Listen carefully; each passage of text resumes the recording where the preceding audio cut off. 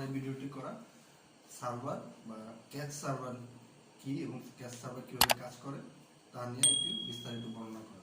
তো বন্ধুরা, প্রথমে আমরা একটা ব্যাপার ক্লিয়ার হয়ে নিই। আমরা যারা ইউটিউব চালাই বা ফেসবুক চালাই বা অন্যান্য অ্যাপ চালাই, সেটি কিন্তু আমরা মোবাইলের মাধ্যমে চালাই, কম্পিউটারের মাধ্যমে চালাই, সেটি কিন্তু আমরা একটি সার্ভারের থেকে ডাটাগুলো আমরা পাই। আমরা ইউজার হিসেবে যে লেখাগুলো আমরা সার্চ বারে ক্লিক করি বা যে কোনো অ্যাপ আমরা ইউজ করি, সেগুলো কিন্তু আমাদেরকে একটি ডাটাবেস সার্ভারের মাধ্যমে প্রোভাইড করা হয়।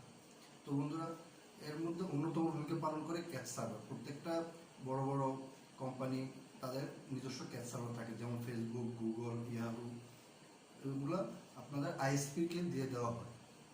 গুগল থেকে আপনারা, আমি কিছুদিন আগে একটি ভিডিও আপলোড করেছিলাম, আপনারা সেখানে সেই ভিডিওটি দেখলে বুঝতে পারবেন যে গুগল থেকে পাওয়া ক্যাচ সার্ভারগুলো কীরকম হয়।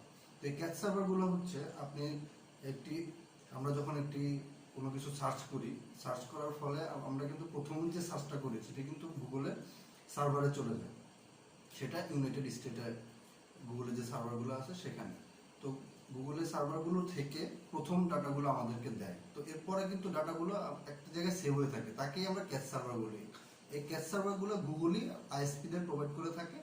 এই জন্য প্রোভাইড করে থাকে যে যেন আমরা খুব দ্রুত সময়ের মধ্যে আমরা ডাটাগুলো যেন পাই। কারণ আপনি একটি সাধারণভাবে ভেবে নিলে বুঝতে পারবেন যে আমরা যখন একটি জিনিস সার্চ করি, প্রথমত যদি সেটা নতুন কিওয়ার্ড হয়, সেটা কিন্তু আসতে কিন্তু অনেক লেট হয়, সার্ভিসটা কিন্তু সে ফুলফিল হয় না। তো এই জন্যই গুগল প্রত্যেকটা আইএসপিকেই আপনার একটি করে ক্যাচ সার্ভার দিয়ে রেখেছে। সেটি ফেসবুক বা গুগল হতে পারে বা অন্যান্য হতে পারে। তো আইএসপির মাধ্যমে আমরা যেগুলো সার্চ করি সেগুলো কিন্তু আইএসপি সার্ভারে সেভ হয়ে থাকে, যার ফলে আপনারা দেখে থাকবেন যে আমরা অনেক সময় একই জিনিস সার্চ করলে কিন্তু সাথে সাথে ওই সেম ভিডিওগুলোই চলে আসে।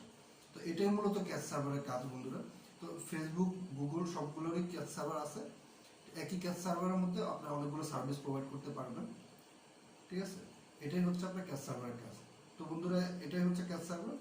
আজকের মতো এতটুকু। আশা করি আপনারা বুঝতে পারছেন ক্যাচ সার্ভার কি। এরপরে আপনারা আমার নেটওয়ার্কিং বিষয়ে আরও অনেক ভিডিও আসবে। তো সেই ভিডিওগুলো পেতে আপনারা চ্যানেলটা অবশ্যই সাবস্ক্রাইব করবেন এবং সাথেই থাকবেন। আল্লাহ হাফেজ।